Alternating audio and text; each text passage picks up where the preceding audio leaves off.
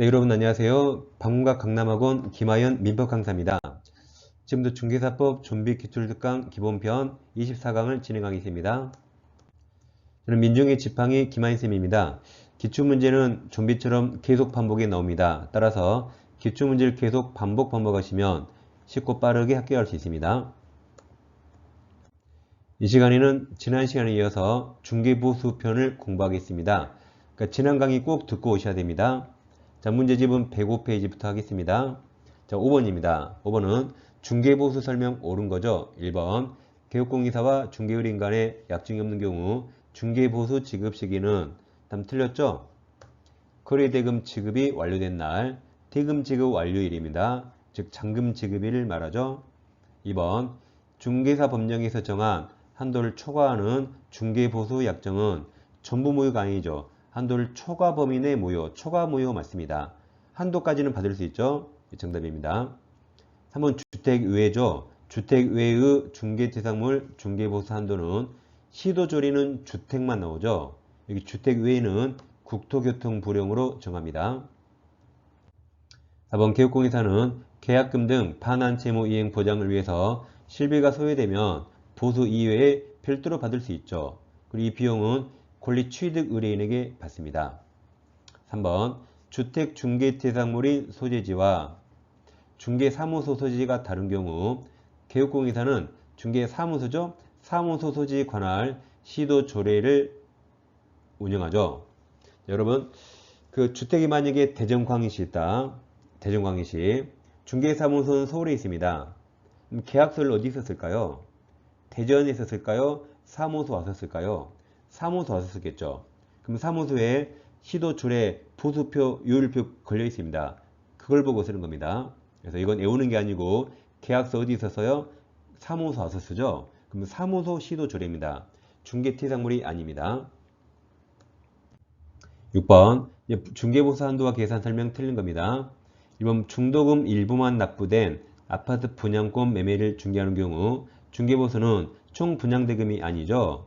지금까지 납부한 금액, 즉 기납입액과 프리미엄을 합산한 금액이죠.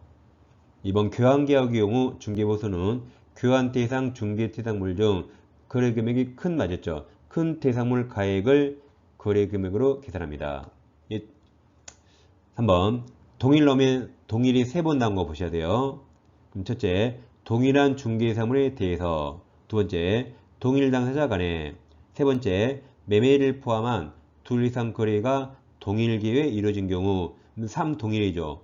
동일이 3번 나오면 중개보수는 매매계약 맞습니다. 매매계약에 관한 거래 금액만 적용하고 다른 계약은 서비스로 해주는 거죠. 4번 주택임대차를 중개한 경우 의뢰인 일방으로부터 받을 수 있는 중개보수 한도는 거래 금액에 그다음 말을 틀리게 되지 않습니다. 읽어보면 돼요. 1,000분의 6에서 1,000분의 3 구간 이 숫자 틀리게 안됩니다. 한도에 정하며 그 금액은 시도조례 맞아요. 주택은 시도조례가 나오죠. 시도조례로 정하는 요일 한도 이내에서 중개의뢰인과 개공이 서로 협의하에 결정합니다. 자, 5번 주의하세요. 중개대상물인 건축물 중 주택면적이 2분의 1 미만. 그럼 주택 이외와 주상복합이죠. 주상복합. 그럼 주택면적에서 적으면 전부를 주택외입니다. 그래서 우리가 상주미워라고 지난 시간에 상주 여기 워 상주미워 외웠습니다. 그러니까 이 상이면 주택 미만이면 주택외 상주 미워 외웠어요. 그래서 5번은 맞았습니다. 7번 이제 중개보수 틀린 거죠. 1번 중개대상물 권리관계 등 확인에 소요되는 실비 받을 수 있죠. 이건 권리 이전 의뢰인에게 받습니다. 2번 다른 약정 없는 경우 중개보수 지급 시기는 중개대상물 거래대금 지급이 완료된 날 맞았죠. 잔금 지급일입니다. 3번 주택 외 중개대상물에 대한 중개보수는 국토교통부령 맞았죠. 부령부터 정하고 의뢰인 쌍방에게 각각 받습니다. 4번 개공 고의 또는 과실로 중개 의뢰인과의 거래계약이 해지된 경우 보수 받을 수 없죠.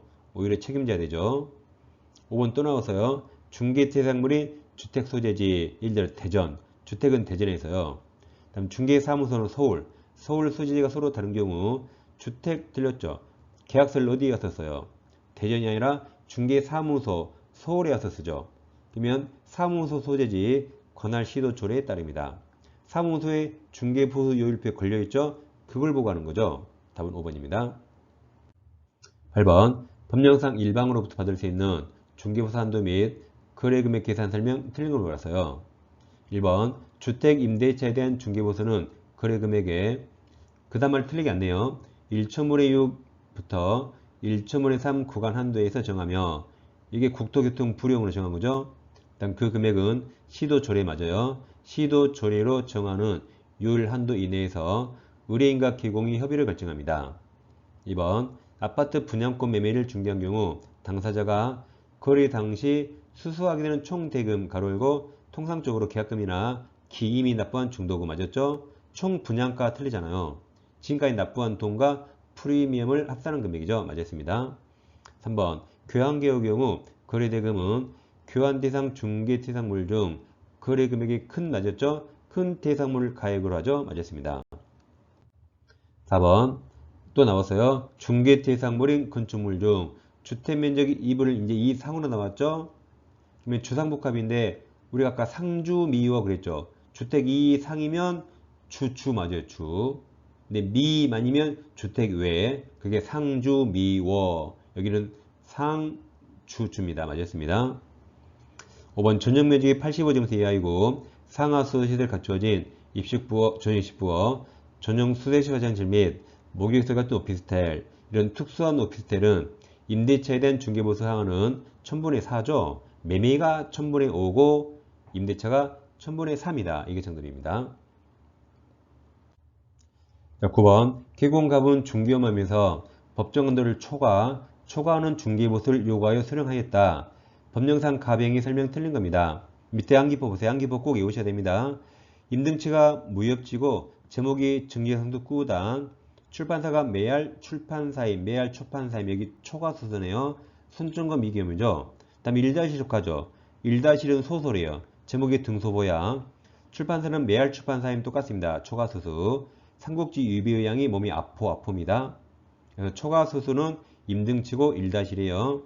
그럼 1번, 2번 묶으셔가지고 자 2번부터 등록관청은 갑의 중개사무소 개설 등록을 취소할 수 있다. 임등치 맞았죠. 그럼 이무적 등록 취소는 여기 다 업무정지에 속하죠. 그래서 1번도 맞았어요. 업무정지 명할 수 있다.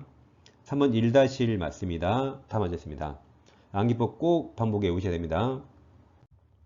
4번 법정 한도를 초과하는 중개보수 약정은 전부 무효가 아니죠. 한도를 초과 범위 내 무효 맞았고 5번 갑이 법정 한도를 초과하는 금액을 중개의뢰인에게 반환하였더라도 이미 금지에 해당합니다. 받는 순간 금지에 해당합니다. 정답은 5번입니다. 10번 의리 개공 갑에게 중개를 의뢰해서 거래계약이 체결된 경우 법령상 중개보수 틀린 겁니다. 그럼 개공갑이죠. 동그라미 쳐주시고 1번 갑 고의 과실 없이 의뢰인 사정으로 거래계약이 해지된 경우라도 갑은 보수 받을 수 있습니다. 갑은 잘못 없습니다. 2번 주택중개보수는 국토교통 부령 정하는 범위 안에서 시도 조례에 맞았죠. 조례로 정하고 주택 이외에는 국토교통 부령 맞았습니다. 3번 갑이 중개보수 산정에 관한 지방자치단 조례를 잘못 해석해서 그럼 용서 안 합니다. 누가 법을 잘못 해석해요? 용서 안 해요. 여러분 사람 죽여놓고 살인죄가 뭔지 몰랐어요. 용서 안 합니다. 법을 모르는 건 용서 안 해요. 잘못 해석했죠. 용서 안 해요. 그 다음 법정 한도를 초과했죠. 처벌됩니다. 초과한 중개보수 받은 경우 공인사법 323조 금지에 해당합니다. 해당해요. 안 그러면 다 실수로 잘못 해석했어요. 안 되겠죠? 다 처벌합니다. 답은 3번입니다. 4번 법정 한도를 초과하는 갑과 을의 중개보수 약정은 초과 범위 내 무효, 초과 무효죠? 전부 무효가 아니라 있습니다. 5번 중개보수 지급 시기는 갑과 을 약정이 없을 때 중개대상물 거래대금 지급이 완료된 날 맞았습니다. 자, 중개사법 규제가 두 종류죠. 학교에서 요약집이 있고 조매기출이 있습니다. 두 권을 동시에 구입하시면 할인 혜택 드려요. 아래 계좌번호 입금하시고 계좌번호 핸드폰 문자로 아래 네 가지를 정확히 적어주세요. 특히 교재명은 과목도 꼭 적으세요. 민법인가 중개사법인가 꼭 적어주시고 교재 이름도 정확히 적어주세요. 중개사법 이론 강의는 매주 수요일 올려드리고 있습니다. 약 8주 과정, 2달 과정이니까 계속 반복해서 보셔야 되고 민법 기출 특강은 매일매일 중개사법과 진행하고 있죠.